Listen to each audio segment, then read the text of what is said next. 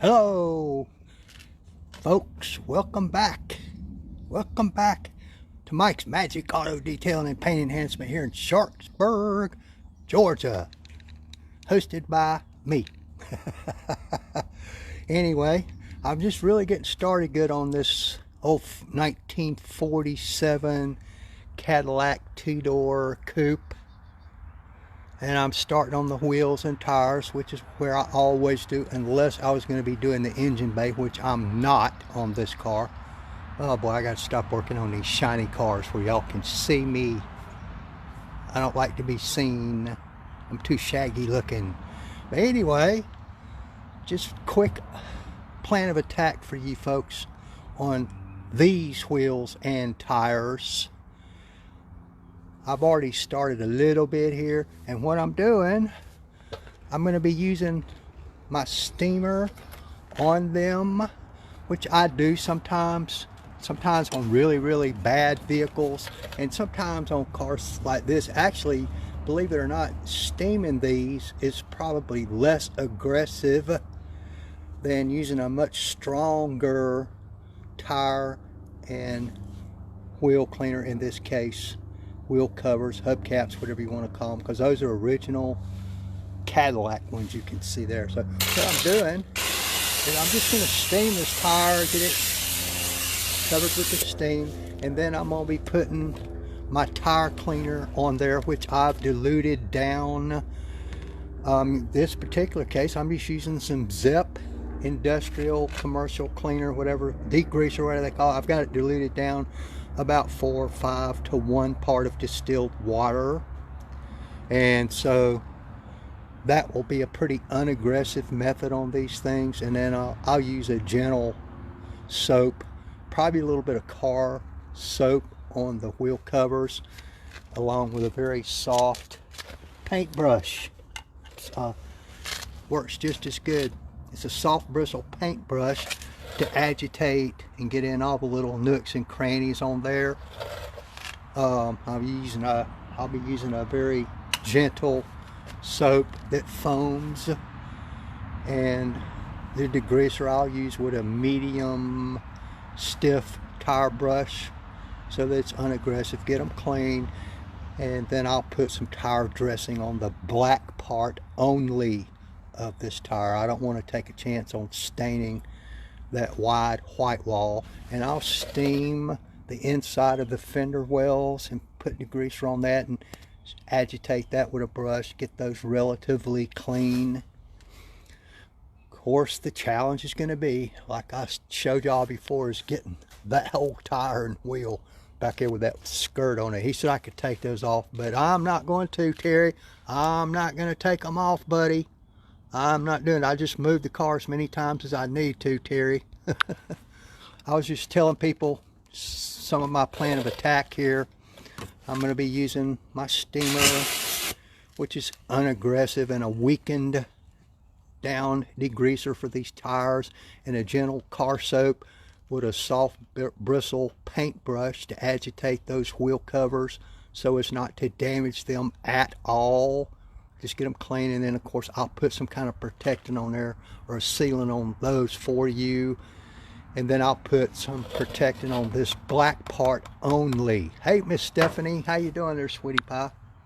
And that's my plan of attack here. And of course I'll steam the inside of your fender wells also and clean them as good as I can. And then I'll do both front tires, and then I'll figure out how I'm gonna go get after those back tires with the fender skirts over them. So I'll be using the steamer, that stuff. And some of people were asking about what was I talking about with the cordless power washer. Well, I'll flip around and show it to you right here. This is called a Works Hydro Shot, and it's battery powered, 20-volt battery. You can buy a bigger battery, but I haven't needed a bigger one. And what I'll do is I'll pour distilled water in this bucket, and it draws the water up through this siphon tube. Now I will be using my regular filtered water on these wheels and tires, and then I'll rinse that off with this. And then, Terry, when I wash your car, I'll be using nothing but distilled water on it. so as not to fight with those chemicals that are in that county water.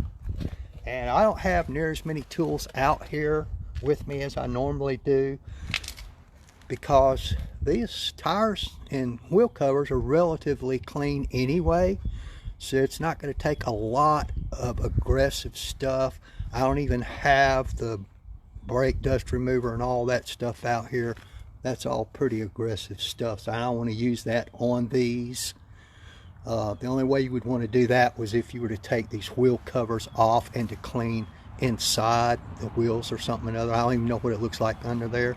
There's not going to be any brake dust to speak of out here, I don't think, and if it probably hadn't been on there long enough where you're going to have to attack it with something acidic like that and take a chance on clouding up those wheel covers at all. So this is a kind of an unaggressive approach, Terry, so that we don't damage anything, but yet we still can get it clean.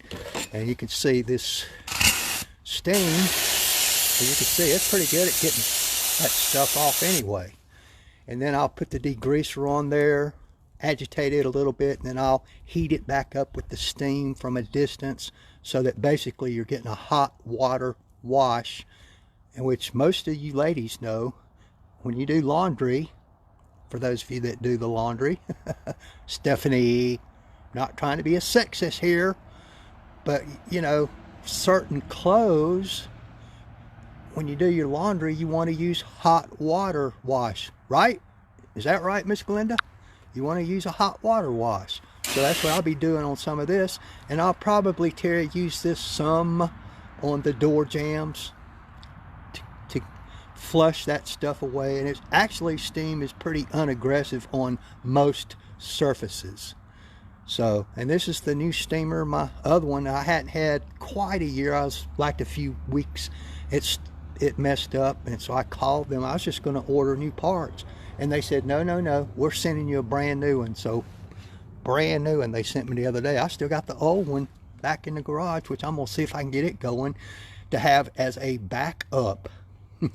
I have backup on just about every piece of equipment I have, except my air compressor and